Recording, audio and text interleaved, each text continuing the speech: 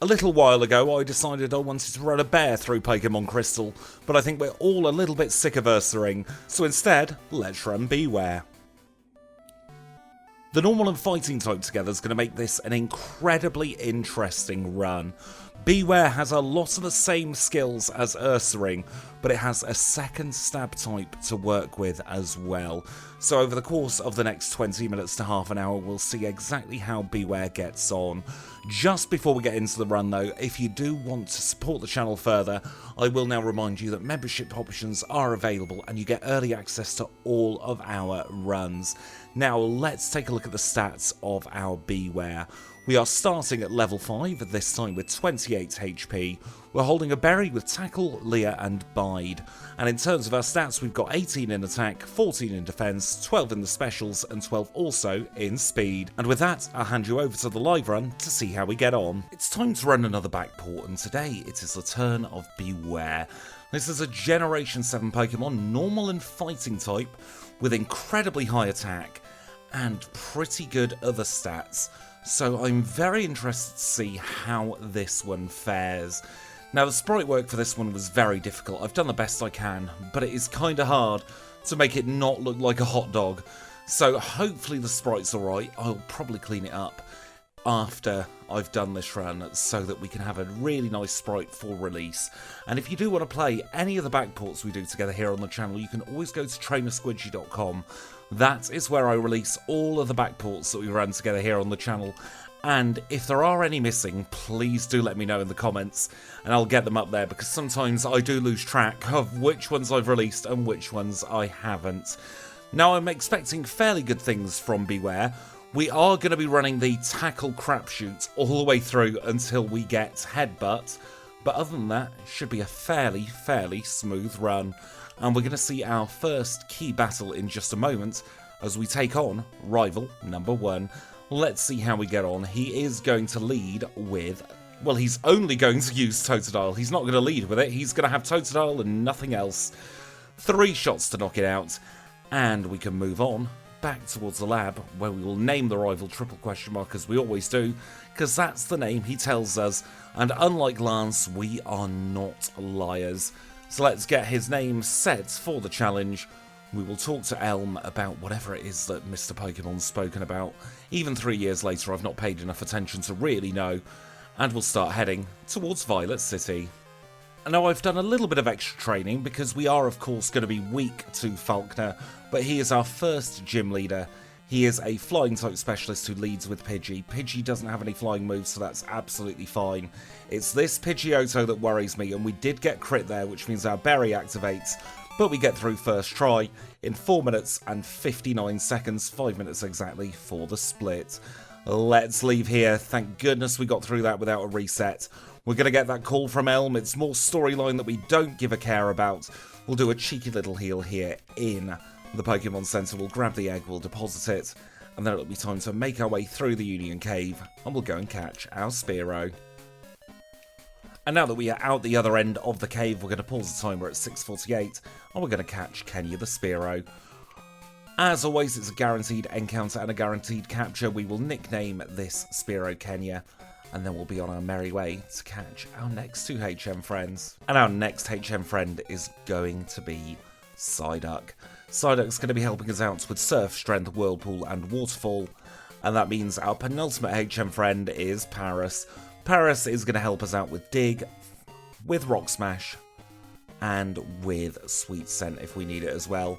But with both of our HM friends caught for another challenge, we'll swap them around, and then we'll go into Slowpoke Well, and it'll be time to take on Bugsy.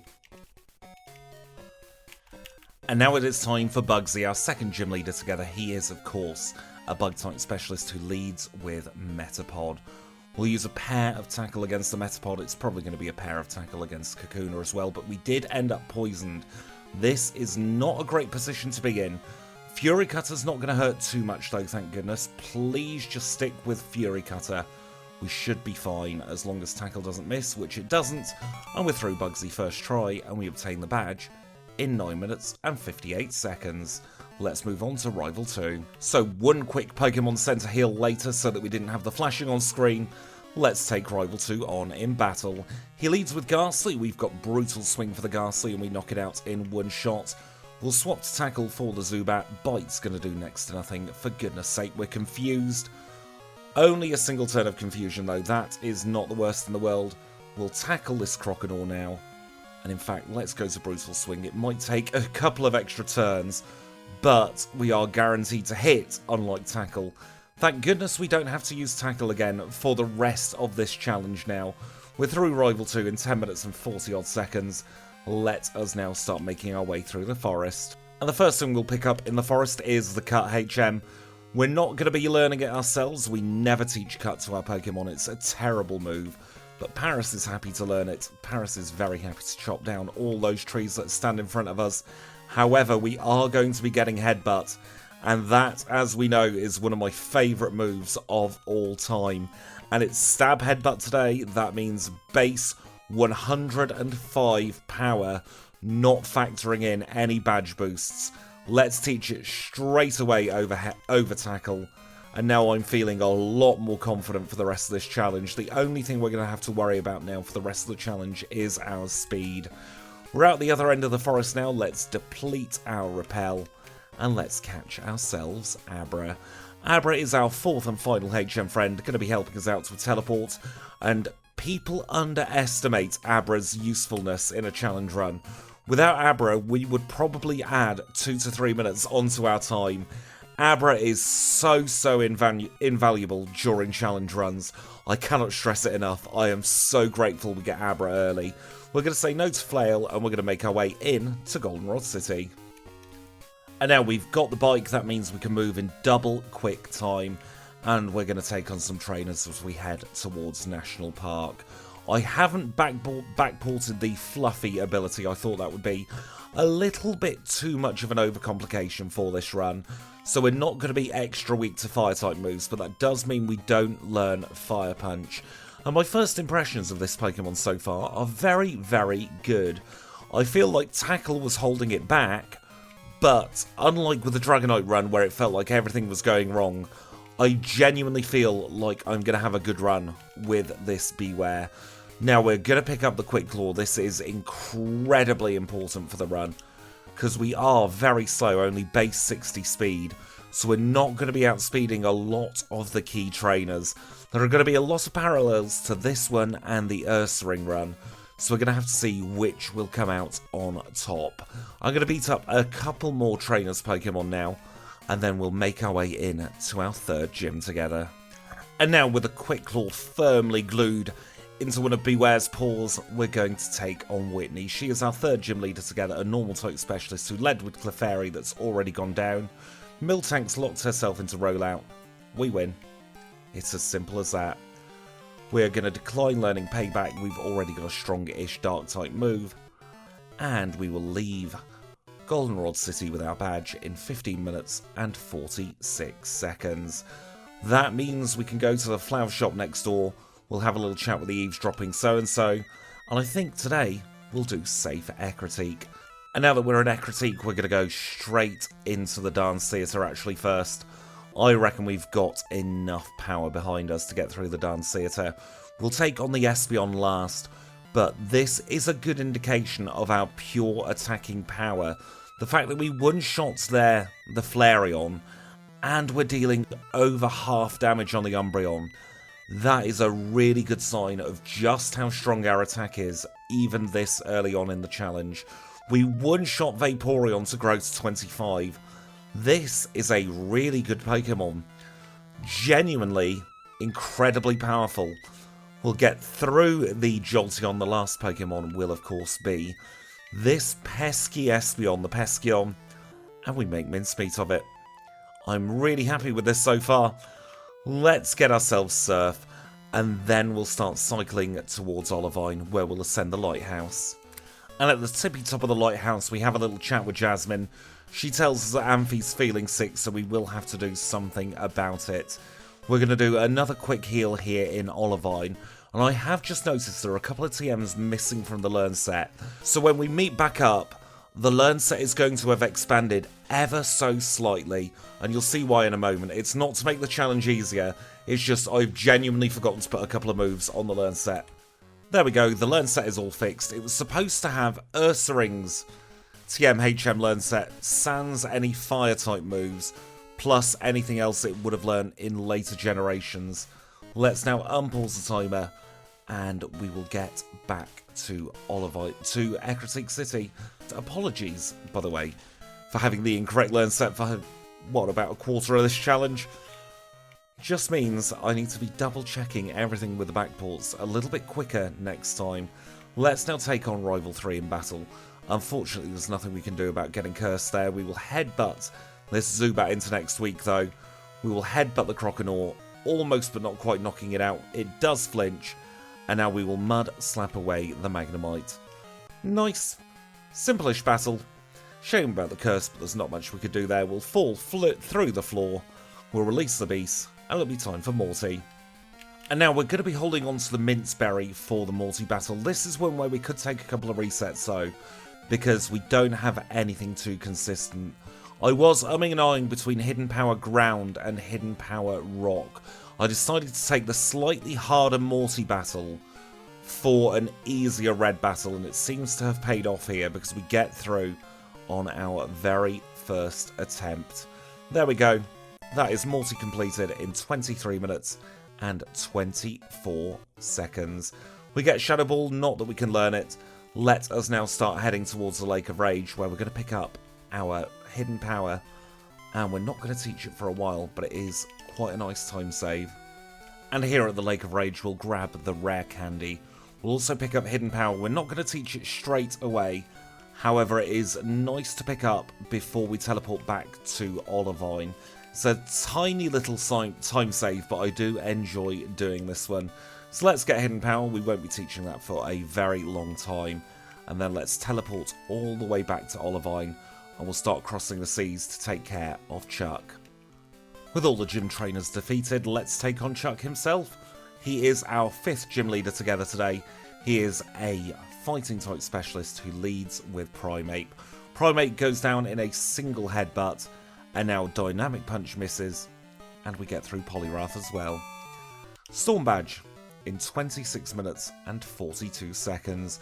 We acquire Dynamic Punch. I'm not sure we're going to be teaching that, but it is a very good stab move in a pinch. We get Fly, and now I've got a little bit of housekeeping that needs to go on before we take on our next gym. And now here at the Lake of Rage, we are going to take on the Red Gyarados.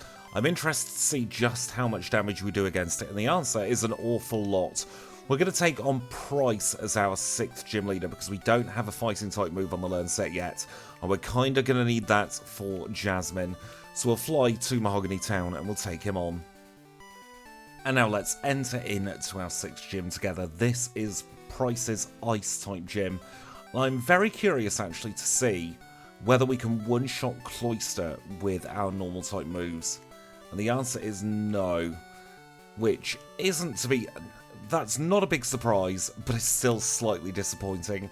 Let's now take Price on though. He is our 6th gym leader together, an Ice type specialist who leads with Seal. The fact that we did so much damage to Cloyster though means that we should have a fairly simple battle here. It's a one-shot on the Seal, it's a one-shot on the Dugong, and it's a one-shot on the Piloswine. Growing to level 38, we get our next badge in 32 minutes and 40 seconds. Let's now head back to Olivine City, where it's time for Jasmine. And at the tippy top of the lighthouse, we're going to give the secret potion back to Jasmine. She's going to pretend to give it to Amphi, and she takes flight, so let's chase her into her gym. This is Jasmine. She is our 7th gym leader together. She's a Steel type specialist who leads with Magnemite. And we are going to use Hammer Arm and just hope to goodness that all of our Hammer Arms hit. How much do we do against the Steelix? Goodness me, that's an awful lot against that Steelix. Almost but not quite a one-shot. Let's get rid of this last Magnemite as well. We don't even outspeed the Magnemite.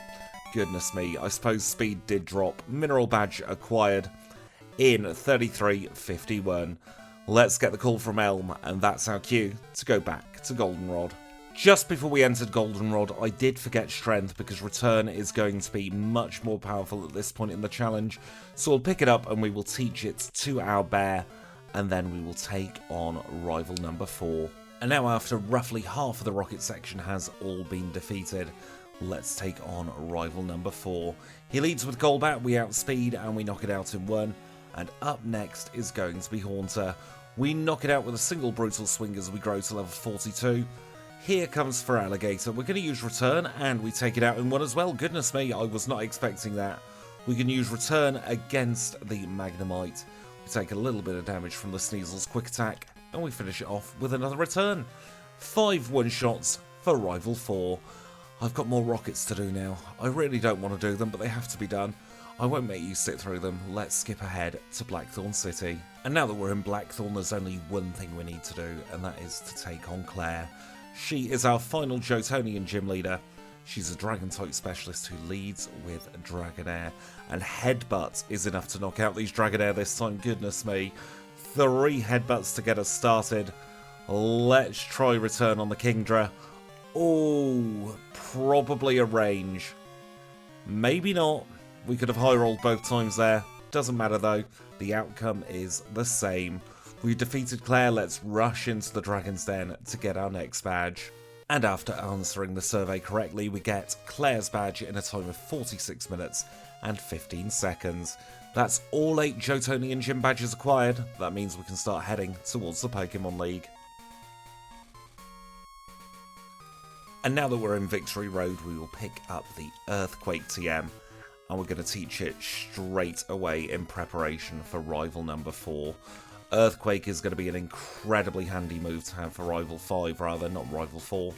We'll get rid of Brutal Swing because it's going to serve exactly the same purpose, and we shall take him on. This time he's going to lead with Sneasel. That's great for us because it means we can guarantee a one-shot with Return. Golbat's up second, and we knock it out in 1 as well. Here comes Kadabra. We outspeed and it goes away. We grow to level 50 as the Haunter comes into play. We're going to use Earthquake against the Haunter. We're going to take it straight down in 1. And then we'll Return against the Feraligatr.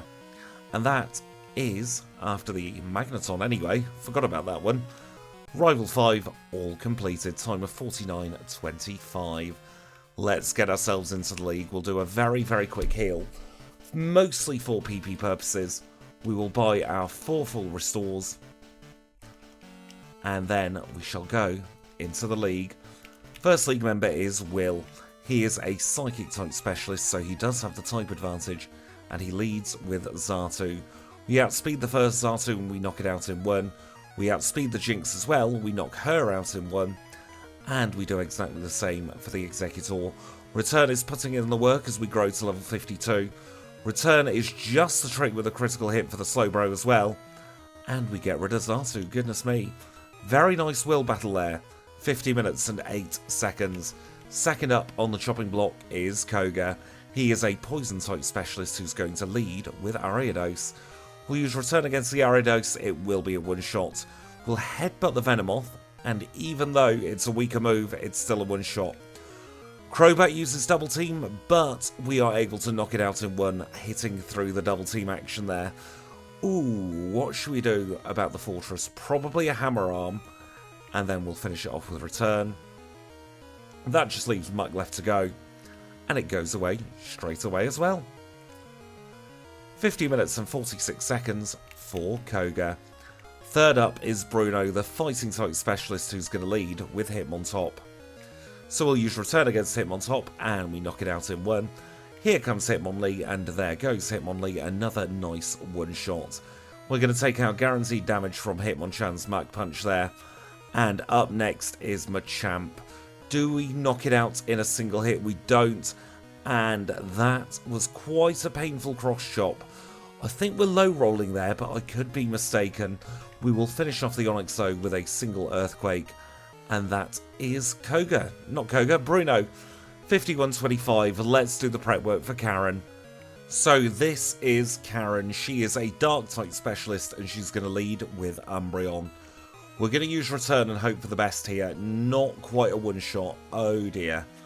She sends out Vileplume next though. We miss and we're paralysed. We're going to take a reset. I am not messing about with Karen today. Let's try that again. I don't want to lose the speed it was arranged the entire time, that's fine. Because that means we can get rid of Vileplume in one. And we are on to Gengar. We'll use Earthquake against the Gengar and we get rid of it straight away. And then we'll headbutt the Murkrow. It goes down in one. We're going to say hello and goodbye to Houndoom. And we grow to 54 and defeat Karen in 52 minutes and 31 seconds. Let's now dump in all of our rare candies that we've got 5 so far. And we are going to try and take on Lance. Lance is, of course, the liar with the flyers, and he's going to lead with Gyarados. I'm avoiding Hidden Power quite yet, because I don't think we'll need it in this one, and it will be helpful for the Gyarados, the Charizard down at red. Goodness me, my brain's a little bit mushy with this one so far. Great start though. Do we one-shot the Dragonite? Yes we do. Perfect. That means we should have this one in the bag. Is it a range on the last Dragonite though? Maybe, maybe not. Who knows? All we know is we knocked it out to get through Lance in 53 minutes and 23 seconds. I think maybe Hidden Power Rock would have helped out against the Aerodactyl there, but it probably would have taken just as long to teach the move on the learn set. Let's take a look at our final Hall of Fame time. It's 53 minutes and 40 seconds. Let's see where that puts us on the midpoint leaderboard. And we are clocking in at 5th place so far on the Unbound leaderboard and 23rd place on our overall leaderboard. But do remember, this is only half of the story. There's another 8 gym badges plus the red fight still to come, so don't you dare go anywhere because Kanto is next. And now we are rejoining the action here in Vermilion City, where the first thing we're going to do is pick up a rare candy from the chairman of the Pokémon fan club. By the way, we no longer pick up those 2 rare candies in Johto at the end of the Pokemon League, so we don't go into Whirl Islands and we don't go into Mount Mortar unless we absolutely have to. Now, BEWEAR is definitely more than capable of taking on our standard Cantonian routing. We are a very, very powerful Pokemon here. So we're going to start off here at Lieutenant Surge. We'll move over to Erica, down to Janine, then back up to Sabrina. It'll be further up to Misty, across to Brock. Then we will go down to the Seafoam Islands to have a little chat with Blaine, and we'll finish things off with Blue. And talking of Blue, if you do want to skip ahead to the Blue fight, it's going to be happening at around about 25 minutes and 16 seconds. For everybody else, let's now sit back, relax, and have our standard Cantonian chat. And in this one, I want to have a talk to you all about some of the fun things I've been doing behind the scenes to try and make my life easier when it comes to challenge running, and how inevitably it will make some things harder. One thing that always annoyed me when doing challenge runs is having to manually split for each gym, because that always leads to me misclicking or not having the window in focus, and the amount of times where I've missed splits is quite frankly ludicrous. So I spent a little bit of time doing an auto splitter. Now that does mean that the end of the run is timed ever so slightly differently. We are timing it when the event for beating red has been set, and that is going to cause a couple of seconds discrepancy here and there, but I don't think the leaderboard is anywhere near tight enough for that to make any difference whatsoever. And now that does also bring me on to talking about why I've decided to show both runs in leaderboards. I mentioned this very briefly in a Kanto chat not too long ago, but I am now showing both the Unbound leaderboard for this particular series, and then we're also getting a big broad view of every single Crystal video we've done together here on the channel.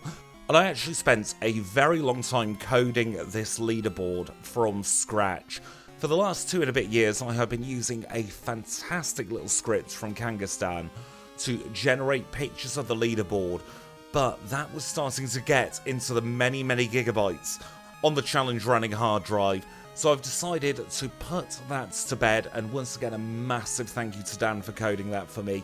I would not have been able to do that on my own, and it was an absolute lifesaver, especially when I started getting into the dozens and then the hundreds of runs.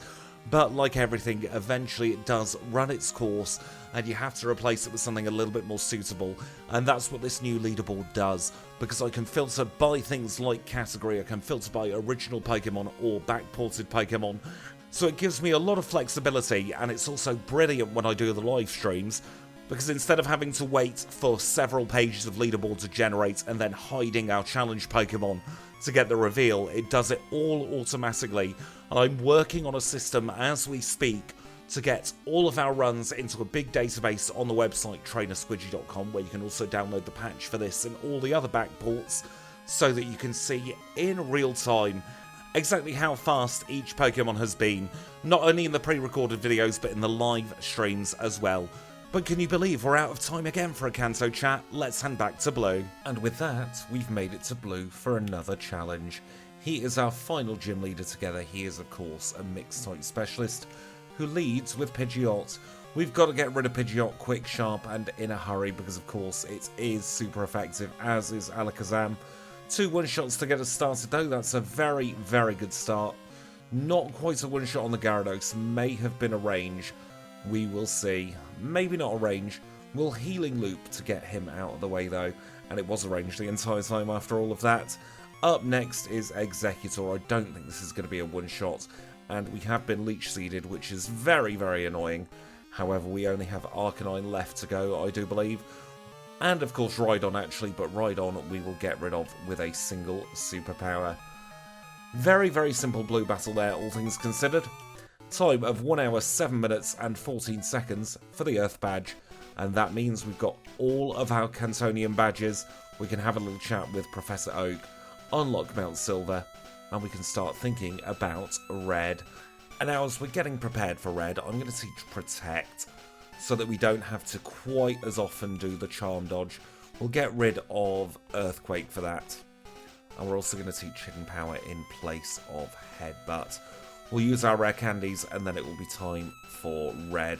And I do think this is going to be one of those ones where we could have to dig in for quite some time. So now that we're in front of Red, let's see how we get on. He is the final trainer of the challenge, and he leads with Pikachu. Pikachu didn't go for Charm. Always the way, isn't it? We plan for something, and it doesn't quite happen. Psychic hits like an absolute truck, though, and knocks us out. Let's try again. This could be a fairly reset heavy Red, you know. We are looking for a Quick Claw proc, ideally, against this Espeon, because Psychic does a lot of damage. Well, let's try and fish for info at least.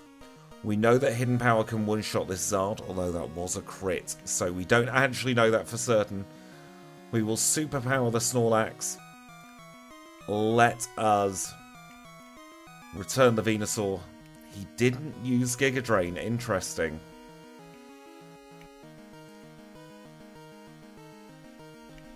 Can get rid of the Venusaur, but I think it's hopeless against this Blastoise. Superpower crit might do it, but we have been knocked out. Could take a couple of resets. It could take 200 resets. There is no real rhyme or reason as to how this battle's going to go. I did buy Double Team. So I've taught Double Team. I did buy it just in case this Red battle ended up being kind of pesky. I don't really like Double Team, but it can get us through in a pinch. That is if Red's Thunder doesn't hit in the first place. We're getting fairly unlucky with the RNG so far. Again, Thunder's hitting straight through this Double Team. Let's set up quite a few. We are going to risk it. And then we'll go to Return. Hopefully now we will be fine. Return, we get the Quick Claw proc. When we don't actually need it, we get the proc there. Flamethrower has missed. This is a much, much better Red battle now. We should be able to do about half damage on this Snorlax. Body Slam misses, so we're not getting paralysed. I think we might have the win in the bag now. The Venusaur gets critical hit away. Just one more Pokemon left to go. And we finish with a double crit. That means we have defeated Red in exactly 1 hour and 12 minutes. Let's see where that puts us on our leaderboards. And so BEWEAR is 6th on our Unbound leaderboard, in between Feraligatr and Miltank, and 24th overall. And we are in between Ho-Oh and Electabuzz. But that is us done for another challenge. So now, as the rest of the leaderboard plays out in the background, I will of course say thank you all so much for watching. It's been an absolute pleasure as always. If you've enjoyed this one, please do leave a like, it helps out more than you could imagine. If you want to see more videos just like this, click the subscribe button. If you want early access to more videos just like this, then you can join the HM Friends by getting a channel membership. And until next time when we're running Poliwrath through the Crystal Unbound challenge, I'll say thank you for watching once again, and I'll catch you all very, very soon.